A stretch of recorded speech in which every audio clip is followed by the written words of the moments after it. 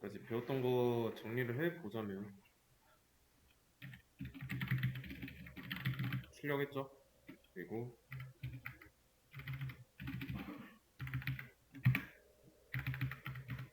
그 다음에 변수 했고요. 조건 했고 반복분 했고 함수. 자, 이렇게 5가지 했습니다. 출력은 프린트인데, 자, 이거 함수를 배운 입장에서 이것도 이제 함수라는 걸 알 수가 있죠. 이 안에다가 이제 출력하려는 내용을 인자로 주고, 그러면 이 인자가 매개 변수 어딘가로 들어가서 콘솔에 출력되는 거고요. 그 다음에 변수의 선언. 선언 이제 영어로 뭐 define이라고 합니다. 그리고 뭐 사용법 뭐 이런 거. 뭐 조건은 if은 elif, 뭐 else 이렇게 있었고, 반복문은 이제 for문이랑 while문이 있는데 아직 for문은 안 했죠. while문만 했습니다. 그리고 함수는 뭐 int, 정수로 만드는 거. 그리고 포맷. 이거 포맷도 함수예요. 그러면 함수 중에서 print랑 int랑 포맷, 이 3가지는 만든 게 아니죠. 파이썬이 기본으로 제공하는 함수입니다. 그래서 이렇게 존재하는 것들, 얘네들은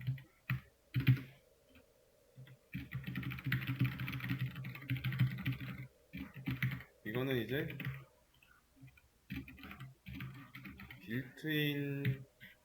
빌트인 함수, 우리말로는 내장 함수라고 합니다. 내장 함수. 그러면 def 키워드, define 키워드로 이거는 뭐라고 하냐면 사용자 정의 함수라고 합니다. 뭐 따라 치실 필요는 없고요. 그냥 이런 게 있다 라는 거.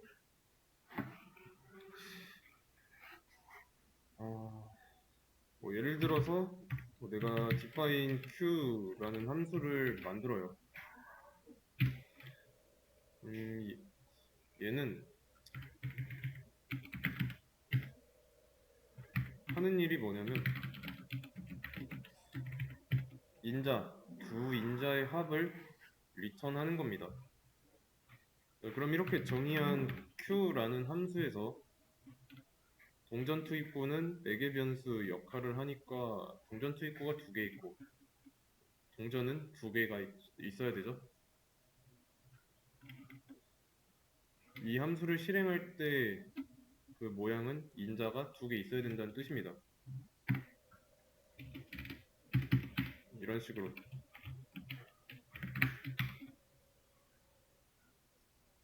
배출구는 항상 하나만 있는 거죠. 왜냐면 리턴 한 번 하고 나면 끝나니까. 그리고 만약에 뭐 함수 내에서 c라는 변수를 만들었다. 그리고 10이라는 값을 저장했으면 이 변수는 함수 내부에서 만들어졌으니까 지역 변수인 거고, 뭐 i는 10이라고 했다고 해도 같은 값이 저장되어 있지만 i는 전역 변수죠. 함수 외부에서 만들어진 변수. 그래서 뭐 i 대신에 c라고 해도 얘네 둘이는 겹치는 게 아니에요.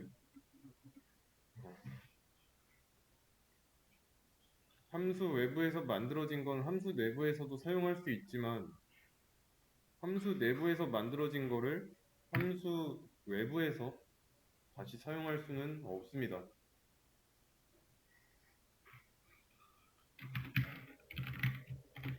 그래서 이때 이 c의 값을 출력하는 문장은 전역 변수 c의 값을 출력하겠지만 만약에 이게 없다, 주석 처리해서 없앴다, 그러면 이 코드에 있는 c는 지역 변수 c 하나밖에 없으니까 전역 공간에서 C를 쓸 수가 없는 거죠. 왜냐면 지역 변수는 종속된 함수가 끝나고 나면 죽으니까. 뭐 이런 함수 내부에서 만들어진 지역 변수는 함수가 끝나면 죽는다는 속성이 있었죠. 특징이 있었죠. 그래서 함수에 했던 게 변수의 종류, 뭐 지역 변수, 전역 변수, 뭐 매개 변수, 뭐 그리고 리턴. 그래서 할 만한 건 다 했습니다. 할 만한 건 다 했고요. 이제 해야 할 내용은 객체입니다. 객체. 객체는 뭘까요? 객체 지향 언어를 배웠으면은 이 객체가 뭘 뜻하는지, 뭘 의미하는지 알고 있을 거예요. 그래서 객체 지향, 지난 시간에 OOP에 대해서 검색할 시간을 좀 드렸죠?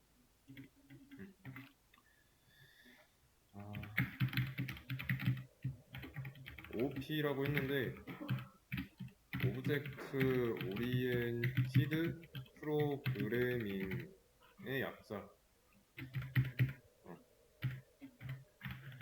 객체가 뭘까요? 뭐 넓은 의미에서 객체 말고 그냥 프로그래밍이라는 의미에서 프로그래밍 범위에서 객체만 뭔지 알고 있어도 상관없습니다.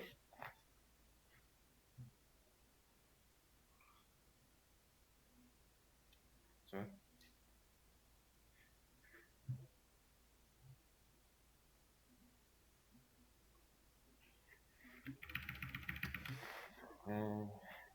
조금 이제 객체의 넓은 범위부터 좀 설명을 해보자면, 자, 이렇게 뭔가를 지칭할 때 쓰는 용어죠. 여기 안에 있는 여러분들 모두는 실체예요, 실체. 근데 실체인 여러분이 여러분 스스로를 가리킬 때 주체라고 합니다. 주체.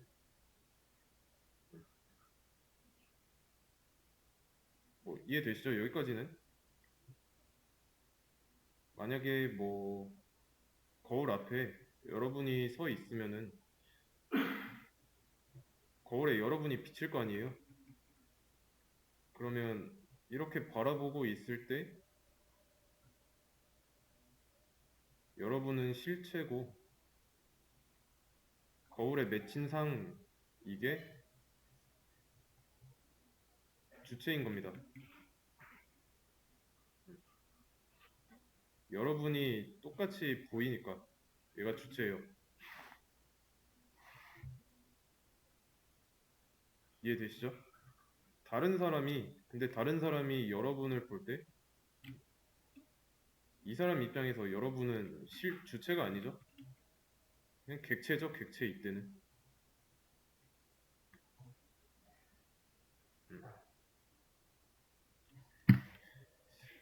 뭐 이게 넓은 의미에서였고요. 프로그래밍으로 넘어오면 사물 또는 뭐 모든 주체나 실체는 객체가 될 수 있습니다. 그러니까 조금 현실에서 이 실체라는 범위 안에 객체와 주체가 이렇게 들어있다면 프로그래밍에서는 반대인 거죠. 객체 안에 모든 실체가 들어있는 거죠.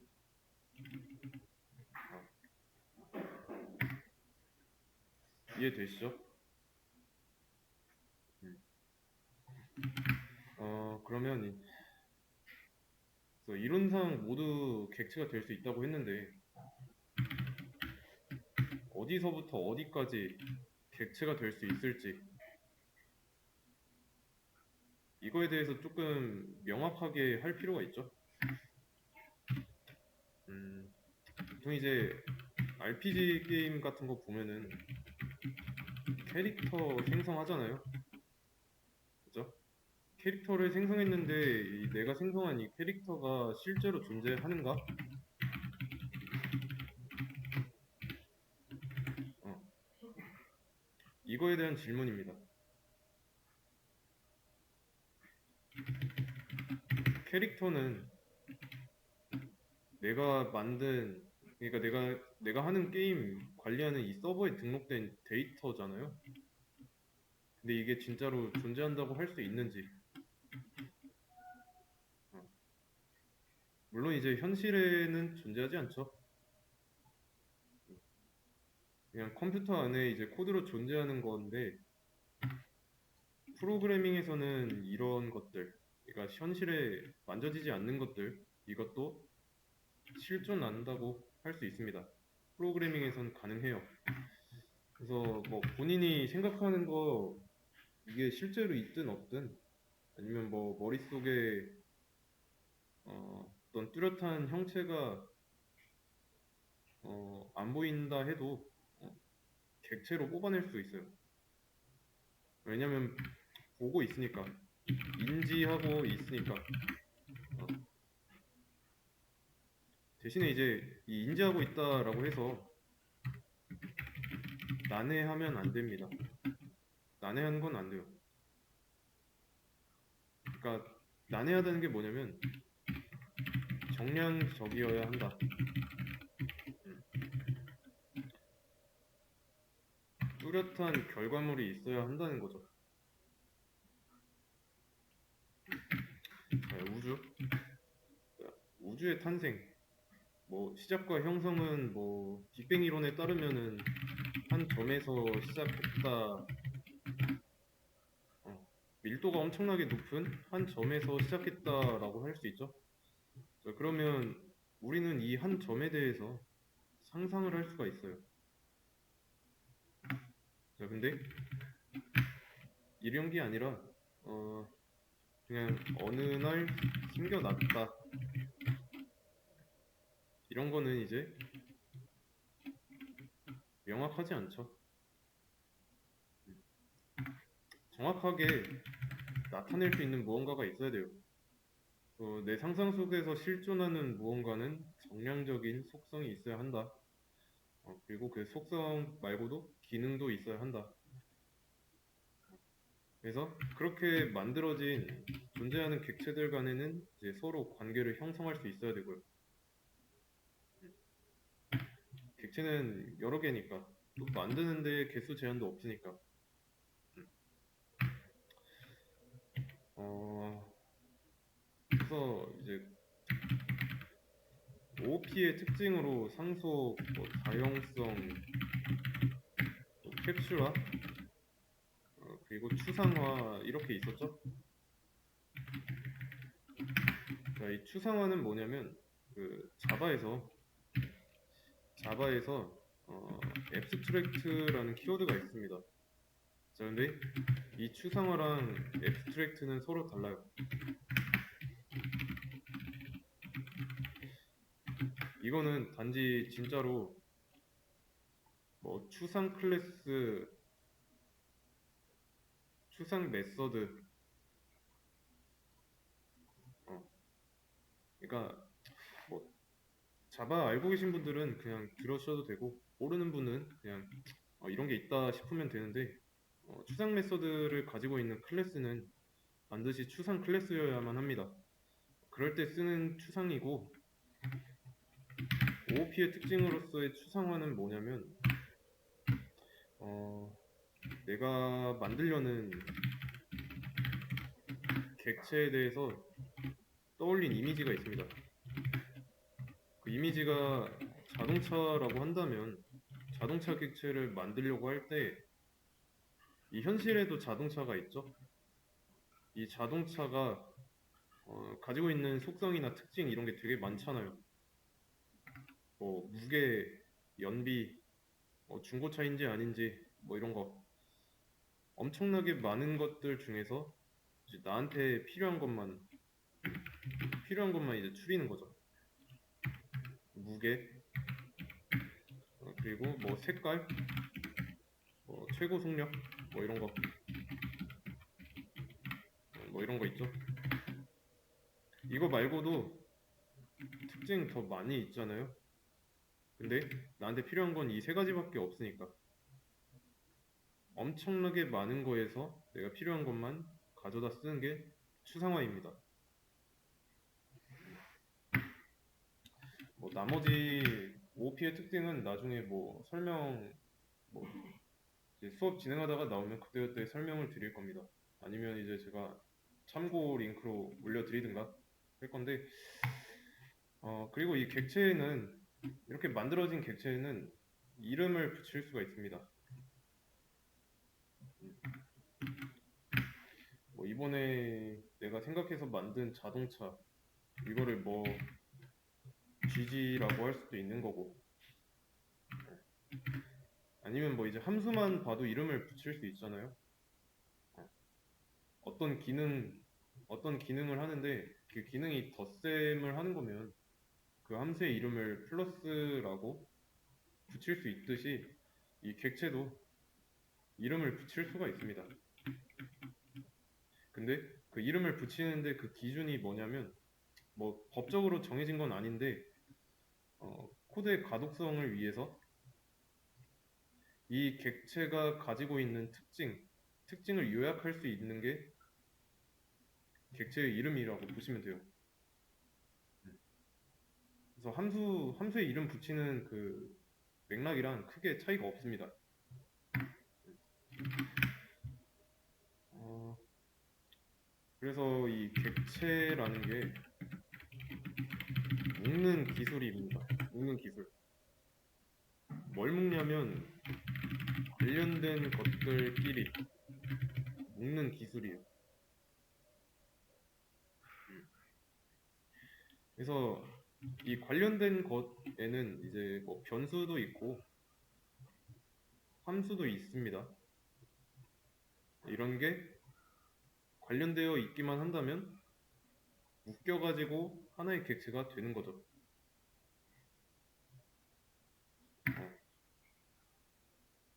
그래서 다양한 정보, 관련된 정보의 집합이 객체입니다. 그래서 이렇게 얘네가 가지고 있는 이 정보 있죠? 얘가 가지고 있는 정보는 저장을 해야 돼요. 어떤 내용을 저장할 수 있어야 되는데, 자, 그 저장하는 작업을 지금까지 계속 하고 있었어요. 변수 사용하는 그 이유가 그거죠. 저장하기 위해서. 오른쪽에 있는 값을 왼쪽에 있는 변수에 저장하기 위해서 썼던 거죠. 어, 이런 것들의 묶음으로 이루어집니다. 그래서 자, 객체를 구성하는 요소가 나눠져요. 하나는 이제 속성, 그리고 기능 또는 행동, 기능이라고 하겠습니다. 이 두 가지 관련된 것들이 묶인 게 객체입니다. 객체.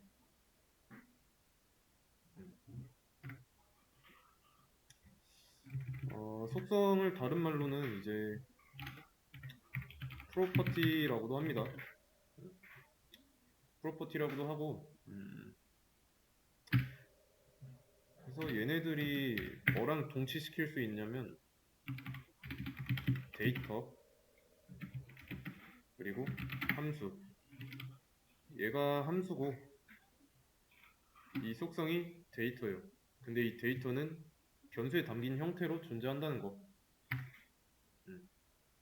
그래서 어트리뷰트는 좀 크게 말하면 속성 아니면 뭐 가지고 있는 성질의 집합 정도로 보시면 됩니다. 메서드의 경우 직역하면은 방법이죠. 방법인데 이 의미하는 바는 달라요. 속성에 들어있는 데이터를 기반으로 작업을 수행하는 게 메서드입니다. 메서드. 조금 더 정리를 해보자면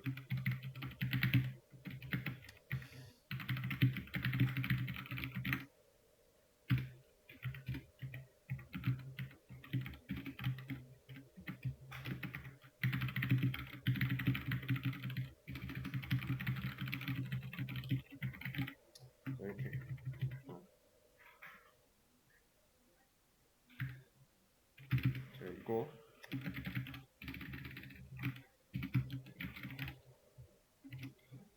딱 보면은 느낌이 오지 않으신가요? 자, 속성과 성질의 집합이면은 이 집합에는 명사만 들어있고 작업이 아니라 작업을 수행하는 거니까 어떻게 보면 동사적인 특징이 있는 거죠. 그래서 함수를 뭐 플러스라는 함수를 만들어 볼게요. a는 20, 뭐 프린트 a라고 했을 때, 자, 플러스라는 함수를 실행하면 어때요? a는 10, 얘는 그냥 저장하는 역할이고 얘도 저장하는 역할이죠. 행동이 아니잖아요. 그냥 저장해서 가지고 있는 건데 뭐 이걸 가지고 뭘 하는 게 아니죠. 자, 근데 플러스라는 함수를 보면은 이 안에 있는 거 a라는 걸 이용해서 출력하고 있죠. 그래서 실행했을 때 플러스 얘 실행했더니 이 안에서 이거 속성 만들어서 이용해서 출력하고 있죠.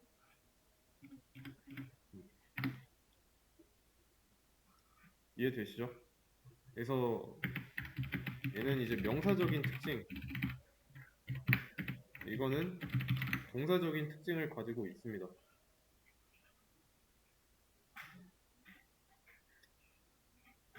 만약에 지금 여기 플러스라고 해놨는데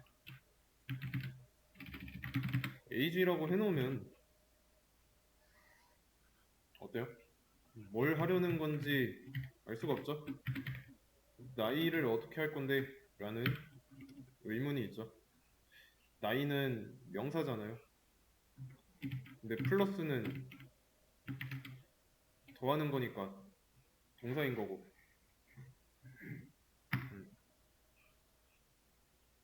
이해되시죠?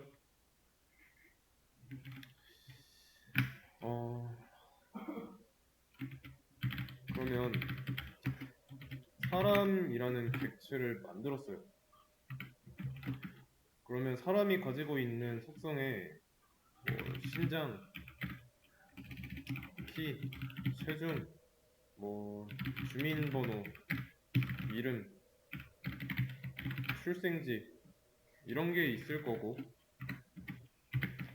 사람이 하는 거 사람은 생명체죠. 생명활동에는 먹다, 자다, 숨쉬다 뭐 이런 게 있으니까 그래서 어트리뷰트 그리고 메서드 분명히 다르다는 거예요. 어떤 게 어트리뷰트고 어떤 게 메서드인지 구별할 수 있어야 됩니다.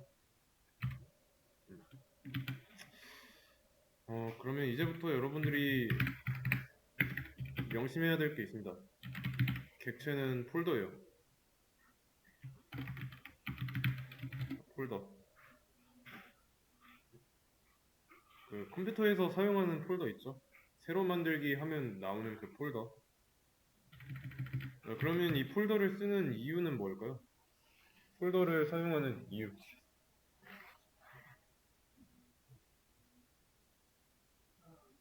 그냥 편하게 정리하려고 하는 거죠. 그러면 정리를 하는데 그 사진 폴더를 만들었습니다. 사진 폴더.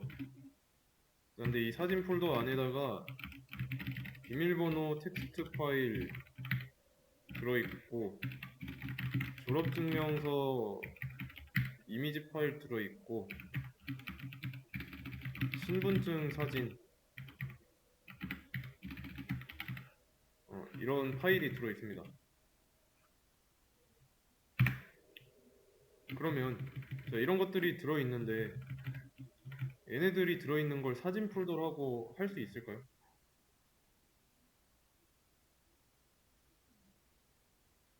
일단 애초에 사진이라는 건 이미지인데 이미지랑 거리가 먼 텍스트 파일 하나 있고 졸업증명서를 사진이라고 하기에는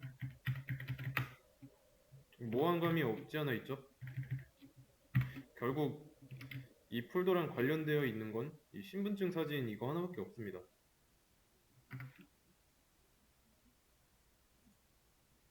차라리 이런 경우에는 사진이 아니라 개인정보 폴더라고 해 놓으면 납득이 더 갈 수밖에 없죠.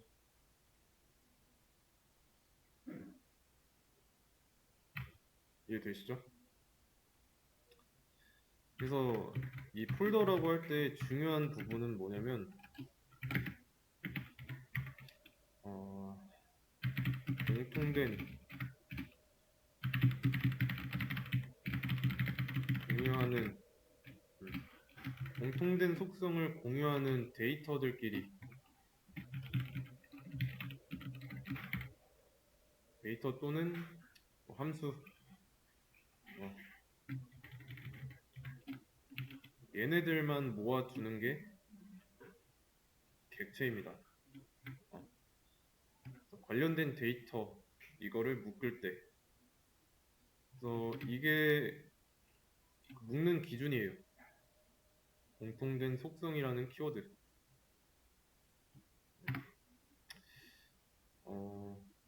좀 그림으로 예시를 한번 더 들어보겠습니다. 음,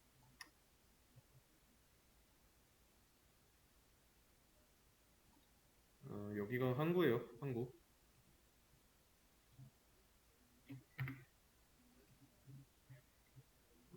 바다입니다. 바다에는 배가 있죠.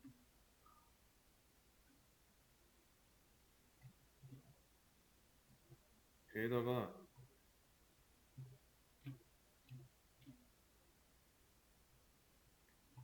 물건 올리는 거. 어,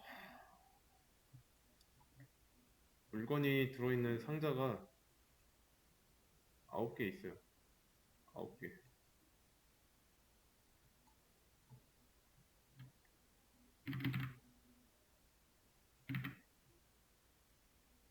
자, 이렇게 9개가 존재하는 상황입니다. 자, 근데 이거 보낼 때 얘는 미국, 얘는 트리니티 토바고, 그리고 얘는 파푸아뉴기니, 뭐 캐나다, 여기는 뭐 호주, 뭐 이런 식으로 다 다른 나라로 보내요. 어, 목적지가 다르죠. 목적지가 다른데 이거를 이렇게 컨테이너에다 묶는다. 그러면 크게 의미가 없죠. 왜냐면 묶은 상태로 해서 배에 적재하면은 미국 도착했을 때 이거 컨테이너 열어 가지고 꺼내야 되고 트리니티 토바고 도착했을 때 다시 컨테이너 열어 가지고 꺼내야 되고 9번 시도해야 되죠. 도착할 때마다 비효율적이잖아요. 이런 거 열고 닫고 할 필요 없이 그냥 도착하면은 그냥 배에서 내리기만 하면 되는데 굳이 뭐하러 이렇게 묶을 필요가 있냐는 거죠. 음.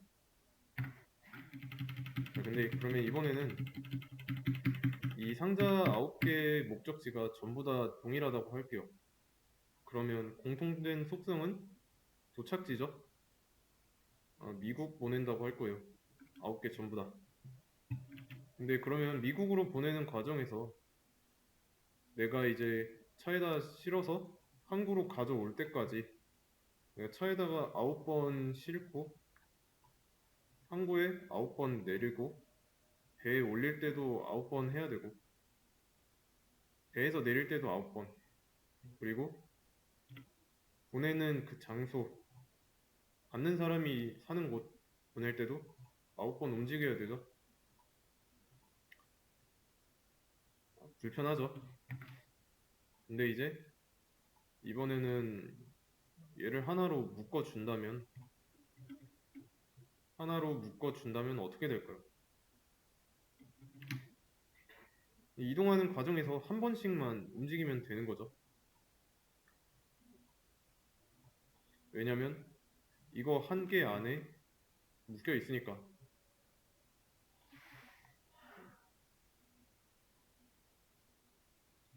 여기서 이렇게 묶어준 거, 이게 객체입니다. 이 컨테이너 자체가 객체가 된 거예요. 왜냐면 공통된 속성이 도착지인 미국이라는 걸 서로 공유하고 있으니까 얘네들 사이에서.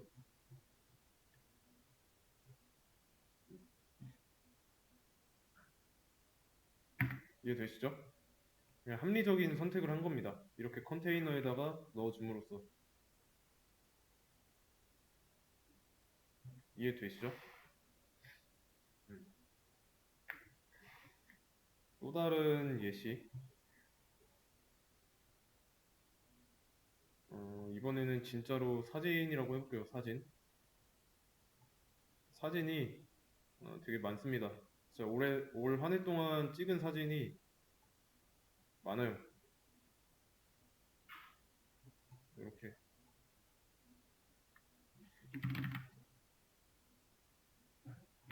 그래서 이제 올해가 가기 전에 자, 같이 사진 찍은 사람이 와가지고 이번 가을에 찍은 사진 좀 보내줘 라고 했으면 여러분들 사진 중에서 날짜를 확인하겠죠? 찍은 날짜 확인해가지고 대략 9월에서 11월에 찍은 사진이 있으면 그거 일일이 선택해가지고 공유하잖아요.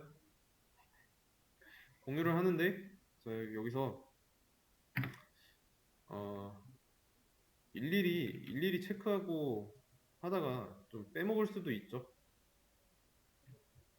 근데 평소에 좀 성실하게 계절별로 또는 뭐 분기별로 정리를 잘 해놨어요.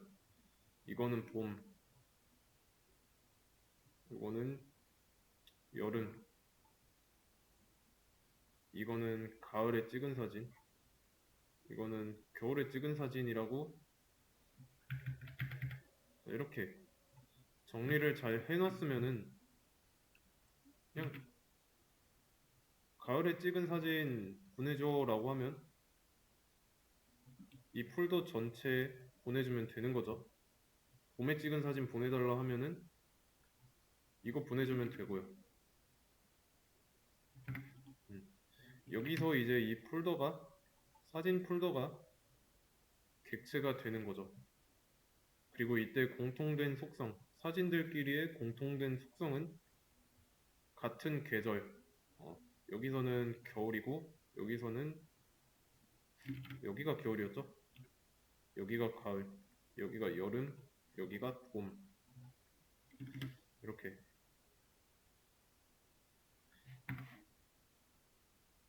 하나 더. 음, 어, 이번에는 어떤 걸로 해볼까요? 음,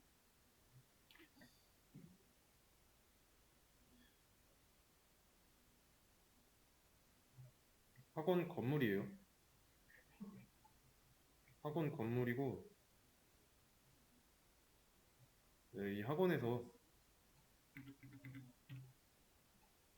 근처에 있는 백화점이 있죠? 갤러리아.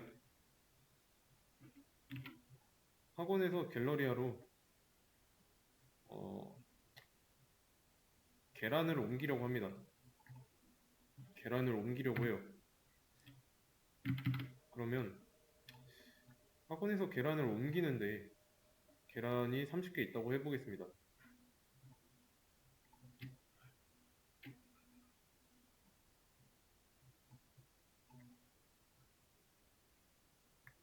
계란 30개를 여기로 옮기려고 하는데 한 손에 들고 가면 한 번 갈 때 2개씩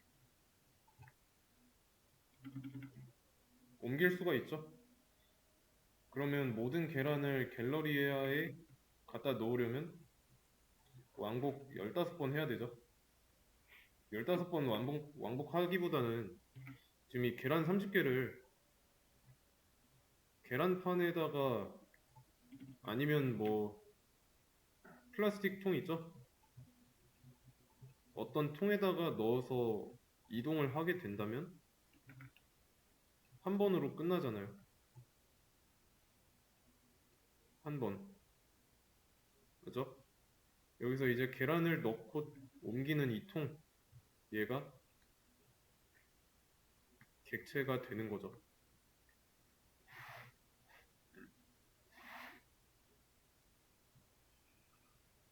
이해되시죠? 그래서 이 세 가지 그림 예시들을 보면은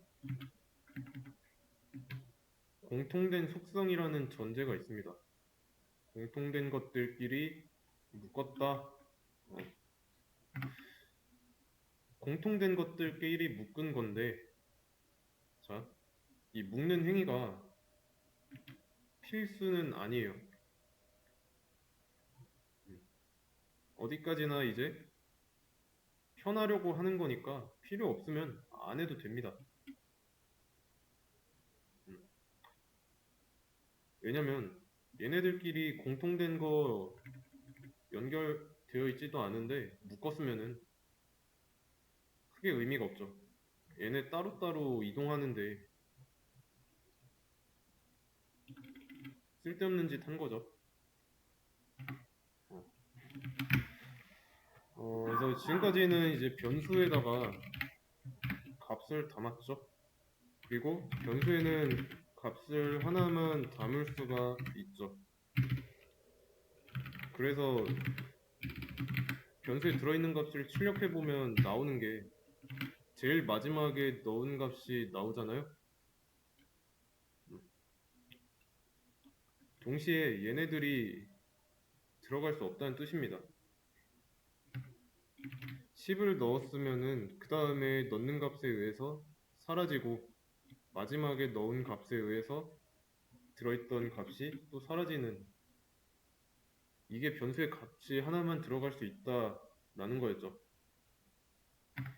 얘네가 다 들어갈 수 있으면 age 출력했을 때 10, 20, 30 다 나왔어야 하는데 그렇지 않으니까. 음. 그리고 만약에 이게 된다고 해도 나중에 뭐 age 더하기 age를 하는 데 있어서 여기서 이 age의 값은 들어있는 이 세 개 중에서 어떤 값인지 모르잖아요. 여기서도 이 세 개 중에 어떤 값인지 모르고. 음. 그래서 지금부터 하려는 객체라는 기술은 이런 데이터들의 집합이에요. 데이터들의 집합인데, 자, 이거는 변수로 처리할 수 없습니다. 여러 개를 다루고 싶은데 지금 변수는 하나밖에 못 다뤄요. 그래서 대괄호를 씁니다. 대괄호. 그리고 여러 개 쓸 거니까 복수형으로 만들어주고 대괄호 안에다가 내가 저장했던 데이터를 써준다면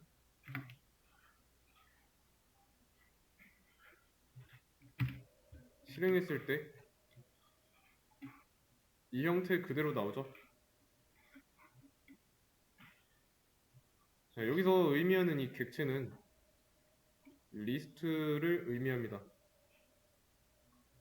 리스트.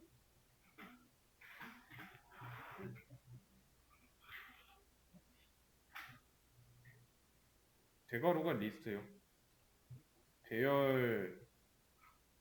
배열이랑 비슷합니다. 파이썬에서 이제 리스트라는 거는 말 그대로 목록이에요, 목록. 어떤 데이터의 나열. 자, 그러면 일단 여러 개죠?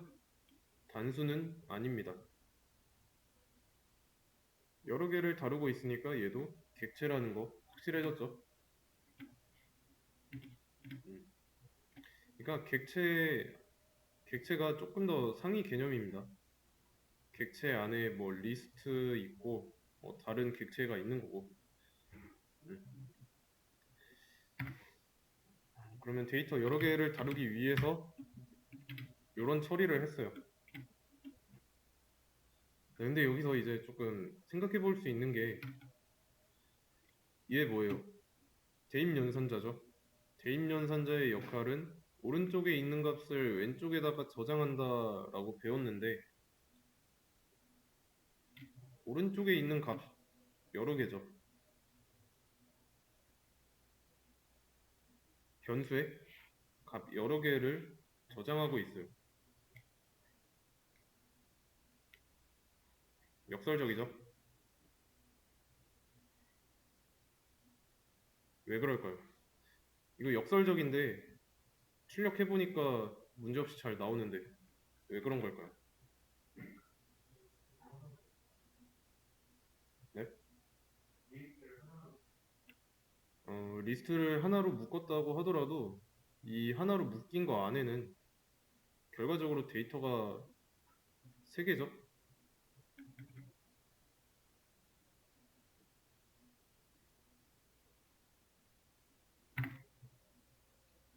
이거에 대한 해답은 쉬었다가 이어서 하도록 하겠습니다.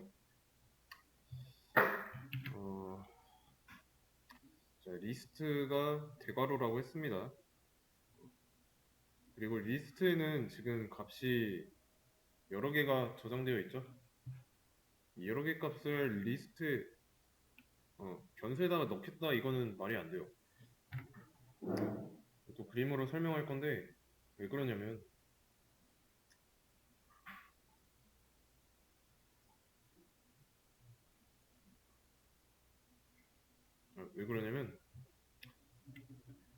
이 상황 어떻게 그림으로 나타낼 수 있는지 잘 보세요.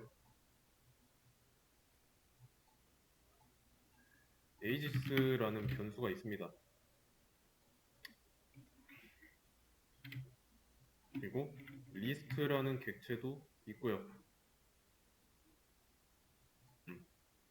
얘는 리스트 객체입니다. 그리고 리스트 안에는 10, 20, 30이라는 데이터가 들어 있습니다. 이렇게 그린 이유가 있어요. 리스트를 ages에다가 넣겠다라고 하면은 이거를 여기다 넣겠다라는 건데 안 되죠. 크기가 물리적으로도 진짜 큽니다. 변수보다 커요. 물리적으로. 값이 하나만 들어갈 수 있는데 리스트에는 지금 값이 3개 들어있죠.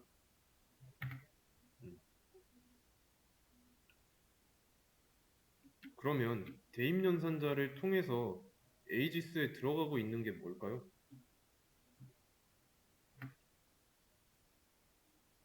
자, 이제부터 하는 내용이 중요합니다. 리스트도 객체라고 했죠. 객체를 하나 생성하면은 그 객체 안에 리모컨이 하나 생성된다고 보시면 돼요. 이 리모컨을 대입연산자를 통해서 변수에다가 넣어주는 겁니다.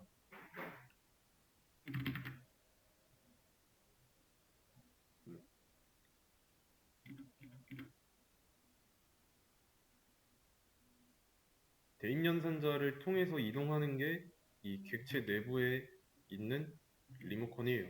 리모컨. 그러면 텔레비전을 생각해 보세요.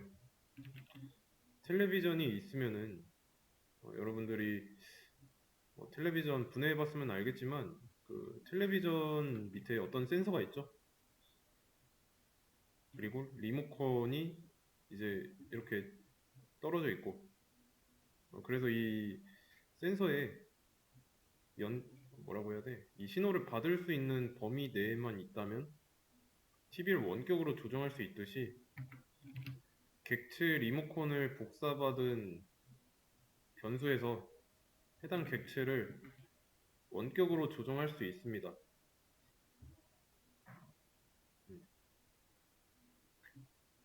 그러면 사실상 이 변수란 객체는 연결되어 있는 거랑 같은 거죠. 그래서 이 부분에서만큼은 대입연산자의 역할이 넣는다가 아니라 이 객체랑 연결해 준다라고 알고 있어야 돼요. 넣는다가 아니라 연결해 준다. 컴퓨터 부품 중에 램 아시죠? 램. 변수나 객체를 만들면 메모리라고 부르는 램에 얘네들이 각각 들어갈 공간을 할당받습니다. 할당해줘요. 실제로 얘네들이 할당된 그 주소를 보면은 램이 이렇게 존재한다고 하면은 왼쪽 위에서 오른쪽 아래로 갈수록 주소값이 커집니다. 그래서 이 둘의 주소값의 차이가 큽니다. 물리적으로도 멀어요. 이건 뭐 컴퓨터 구조 관련된 내용이니까 지금 시간에서는 설명은 안 할게요.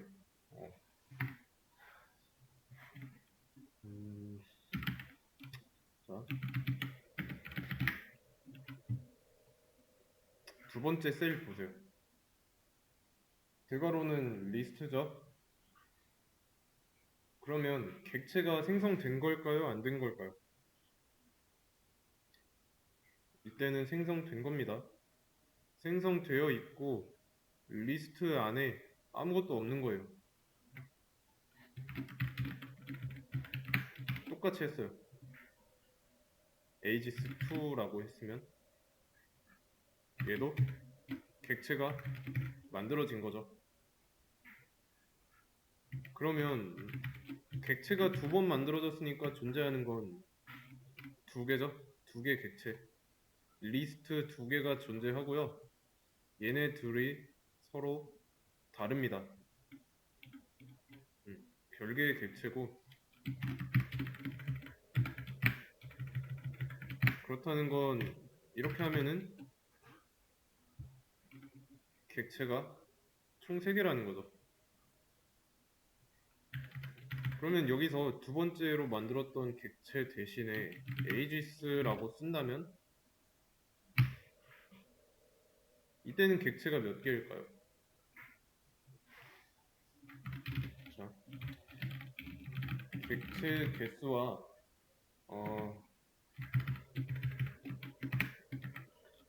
에서 벌어진 일 뭘까요?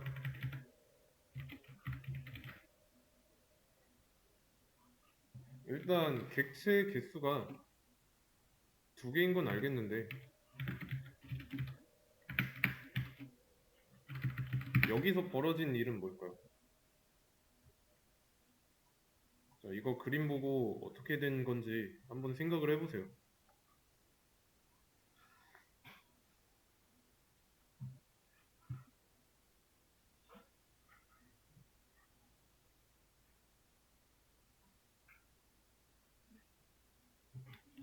여기서 분명히 객체를 하나 만들었으면은 자동으로 리모컨이 하나 생성되고 변수에다가 줌으로써 연결된다고 했어요. 그럼 두 번째 셀에서도 마찬가지겠죠? 여기서도 객체 하나 만들고 이 객체 안에 리모컨이 있는데 그 리모컨이 aegis에 들어있어서 연결된 상태고 여기서는 이제 평소처럼 aegis가 가지고 있는 걸 aegis2에다가 주고 있는 거니까 결국에는 리모컨을 복사받은 걸 또 복사해서 aegis2한테 주고 있는 거죠.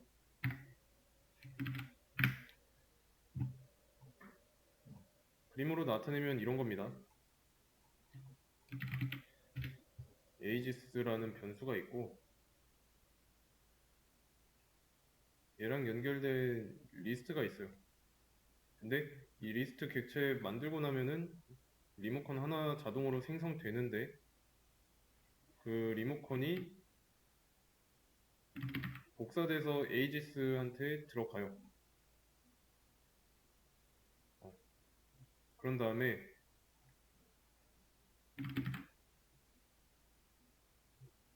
aegis2라는 변수가 만들어지고요.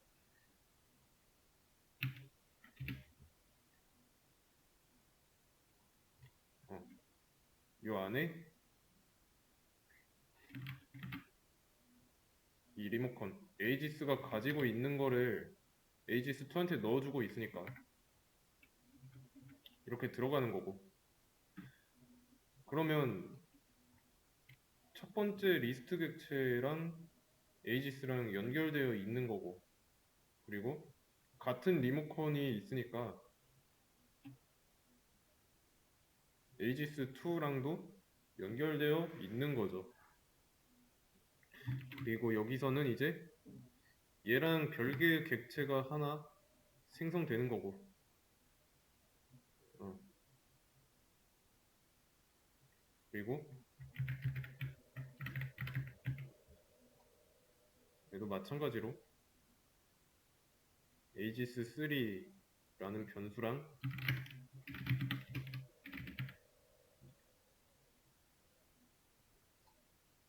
연결되는 거죠.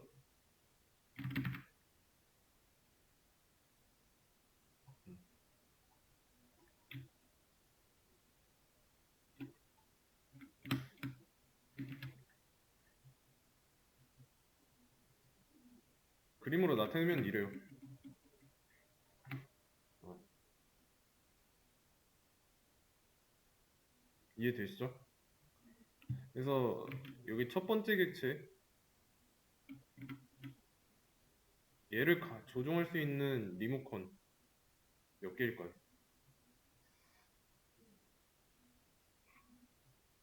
복사본이 2개고요. 원본까지도 생각을 해야 됩니다. 총 3개예요, 3개. 이 원본은 이제 좀 더 뒤에서 할 건데 얘도 이제 객체 내부에서 누를 수가 있습니다. 그래서 이 객체를 조종할 수 있는 리모컨은 3개입니다, 3개.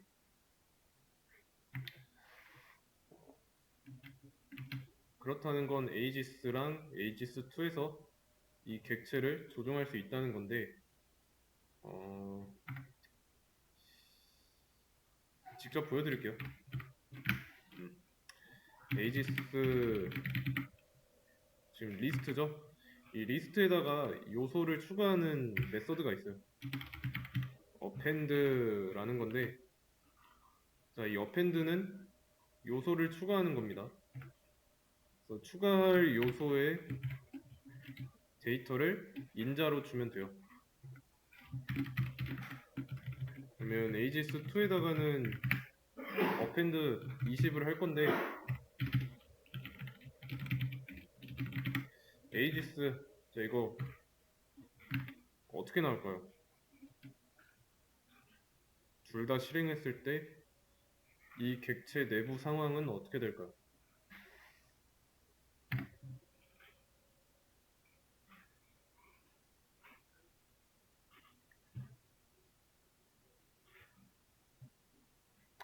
어떻게 나올까요?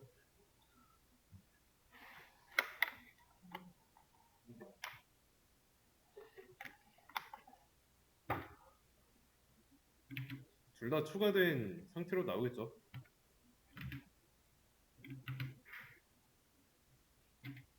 객체 자체의 전체 모양이 나왔죠.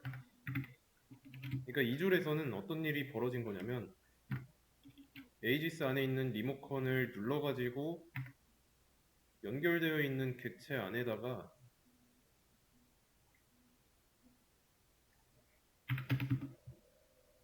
값을 추가해 준 거예요. 그런 다음에 다음 줄에서는 20을 aegis2가 리모컨을 눌러서 추가해 준 거고, 이렇게. 그래서 이런 상황입니다.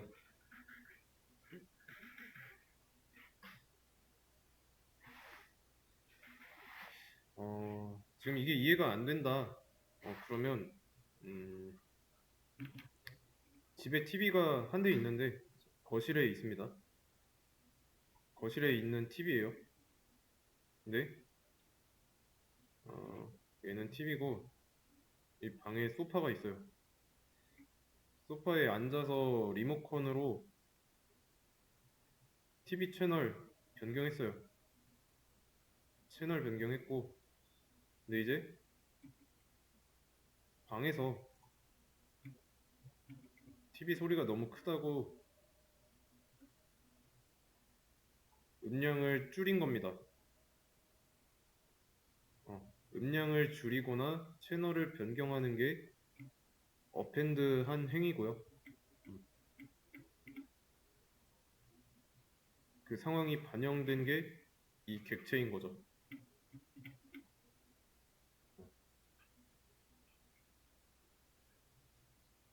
이해되시죠?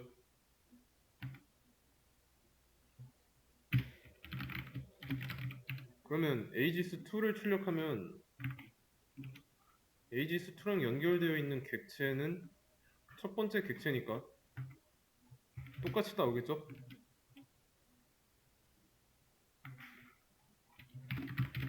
프린트 에이지스3 한다면 네, 아무것도 안 나오죠. 그냥 넣어준 적이 없으니까 비어있는 리스트 모양 나오는 겁니다. 아시겠죠? 갑자기 객체하다가 리스트가 왜 나왔냐라고 생각할 수도 있는데 제가 말했던 그 객체, 자, 폴더라고 했죠? 그리고 이 폴더는 관련된 내용들끼리 또는 공통된 속성을 공유하는 것들끼리 묶는다고 했어요. 그러면 여기서 이렇게 만든 리스트 객체는 나이라는 속성을 공유하고 있으니까 객체가 되는 거죠. 이해되시죠? 그래서 이 여러 가지 데이터가 있는 객체랑 변수를 연결한 거예요. 넣는다가 아니라 연결한다예요. 넣는다라고 할 거면은 리모컨을 넣어준다라고 생각하면 맞는 거고. 그래서 이렇게 받은 리모컨으로 원격으로 조종을 하고 있다라는 거죠. 거리가 되게 멀어요. 이렇게 분리되어 있다고 생각하면 됩니다. 좀더 메모리 구조에 알고 싶으면은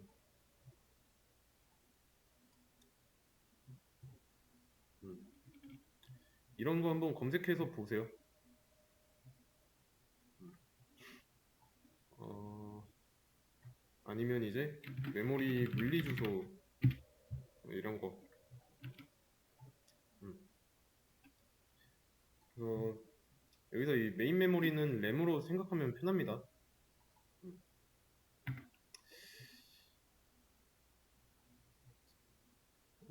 참고로 드릴 테니까 한번 읽어보세요. 시간 나면.